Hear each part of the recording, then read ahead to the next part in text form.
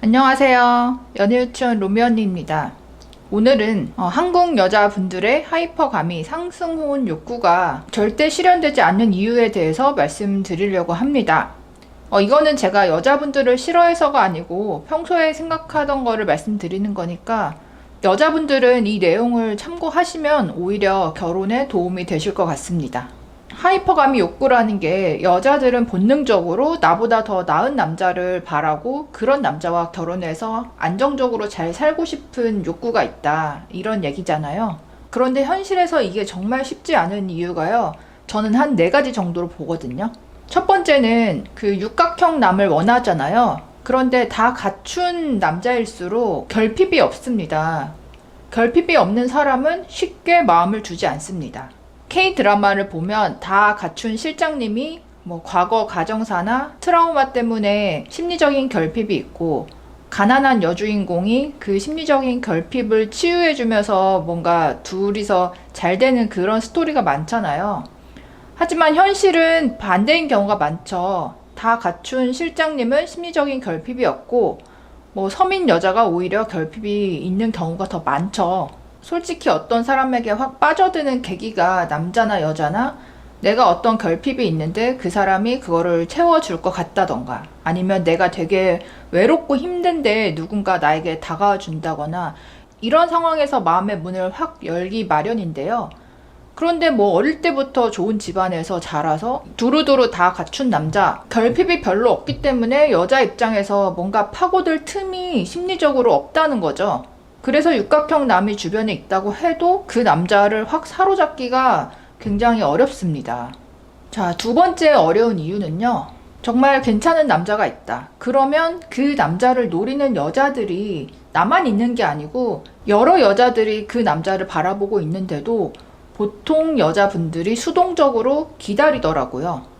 여자분들이 연애를 할 때 비슷한 수준의 남자를 만나면 그 남자가 나에게 먼저 다가오고 정성을 보이고, 그래서 여자도 마음을 열고 사귀게 되는 경우가 많잖아요. 그런데 나보다 경제적이든 어떤 거든 나은 남자를 내가 만나고 싶다.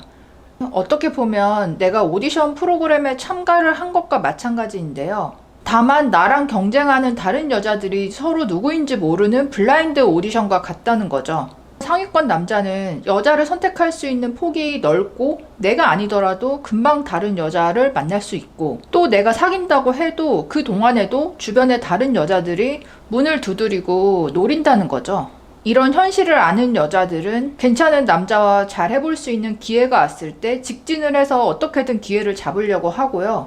보이지 않는 다른 여자 경쟁자들을 염두를 하면서 그 남자를 만나게 되는 거죠.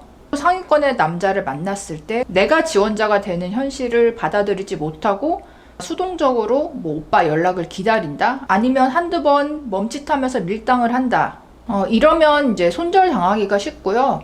물론 그 상위권의 오빠랑 럭셔리 데이트를 하게 될 수도 있고 스킨십을 하게 될 수도 있죠. 재밌게 노는 자리가 만들어질 수도 있어요.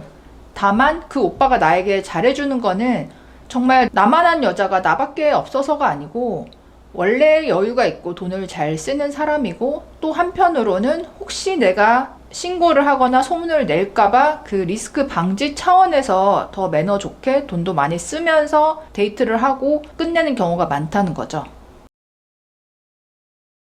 상승혼 하기 어려운 세 번째 이유는요, 남자는 경제력에 있어서 페이크가 많습니다. 이게 진짜 어려운 점인데요.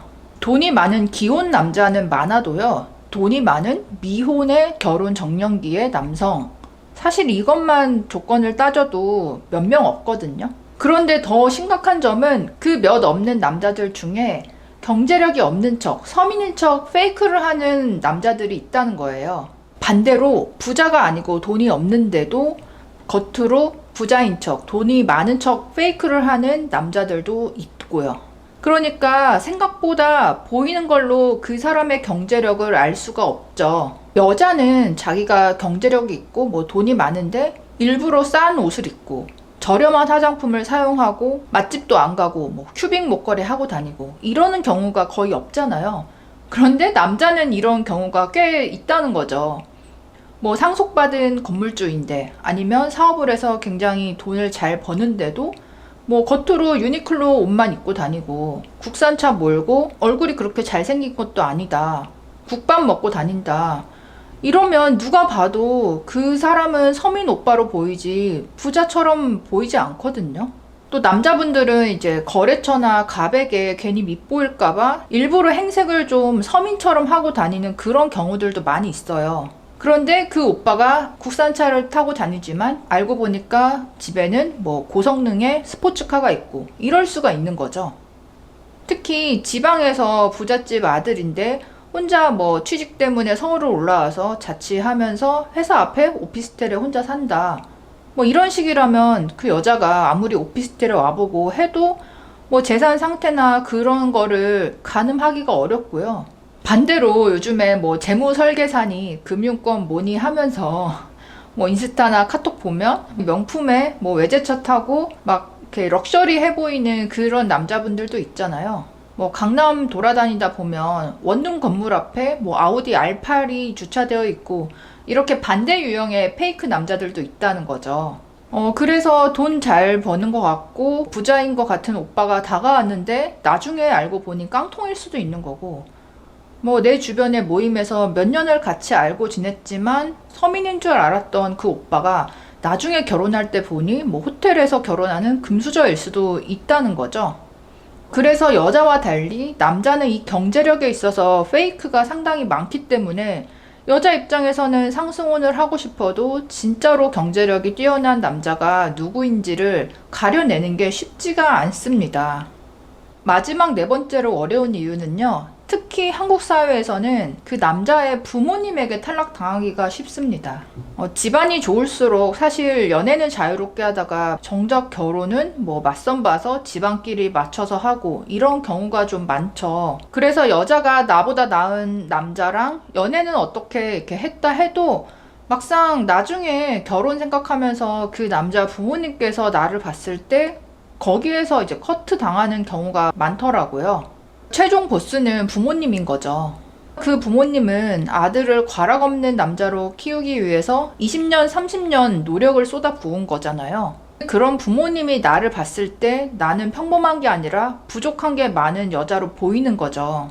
더욱이 친정이 가난할수록 친정 부모님이나 뭐 친오빠, 남동생까지도 뭔가 문제가 있을 가능성이 크고, 결혼을 한 후에는 집안끼리 엮이기 때문에 단지 며느리 한 사람이 뭐 출신 성분이 안 좋다 이 문제가 아니라 그 친정 식구들의 그 리스크까지 시댁이 같이 감당을 해야 되는 경우가 많기 때문에 이 부분에 있어서도 아무래도 부모님들은 굉장히 보수적으로 보시고 반대를 하는 경우가 많다는 거죠. 그래서 현실적으로 임신을 먼저 하는 거 아니고서는 이 부모님의 그 관문을 뚫기가 상당히 어렵습니다. 그리고 그 아들 입장에서도 내가 부모님에게 받을 재산이 뭐 몇십억, 몇백억인데 부모와 연을 끊고 여자친구랑 결혼해서 둘이서 시작을 한다? 이게 어렵겠죠?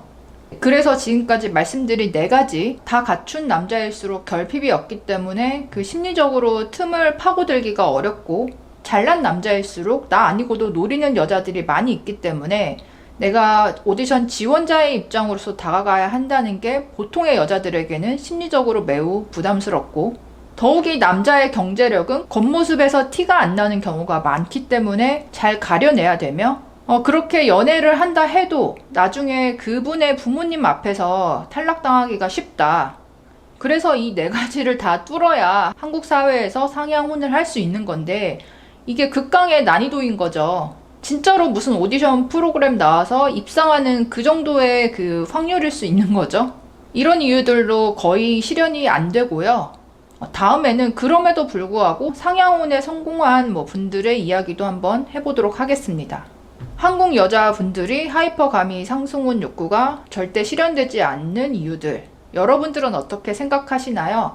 댓글로도 의견 남겨주세요. 그럼 다음에 또 만나요. 안녕.